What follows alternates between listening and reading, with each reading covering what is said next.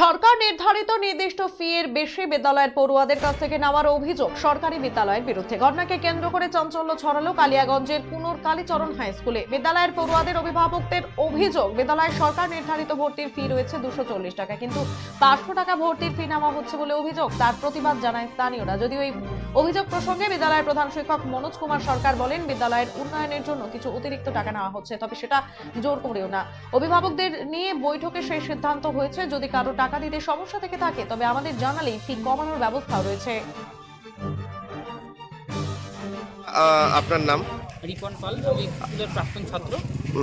আজকে আমরা এই স্কুলে এসেছিলাম। স্কুলে গভর্নমেন্ট নির্ধারিত ভর্তি ফি হচ্ছে 240 টাকা। এই স্কুলে বর্তমানে আজকে ভর্তি ফি নেওয়া হচ্ছে 500 টাকা, মানে 260 টাকা এক্সট্রা। এই কেন 260 টাকা এক্সট্রা নেওয়া হচ্ছে সেই জন্য আমরা আজকে স্কুলে হেডমাস্টার মশাইয়ের কাছে এসেছিলাম।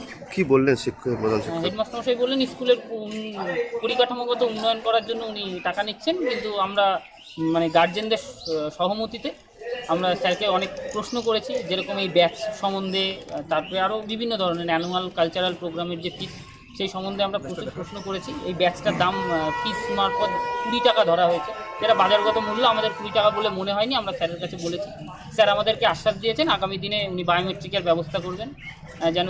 আমরা কিছু অ্যাডমিশন ফি বাড়িয়েছি এবং তাতে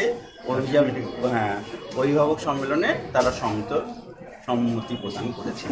কিছু কিছু অভিভাবক সেটা বলছেন যে একটু বেশি বৃদ্ধি হয়ে গেছে, তো যাদের ক্ষেত্রে অসুবিধা রয়েছে তাদের আবেদনের ভিত্তিতে আমরা সেই অতিরিক্ত যে ফি নেওয়া হচ্ছে সেটাকে আমরা কিছুটা কমানো।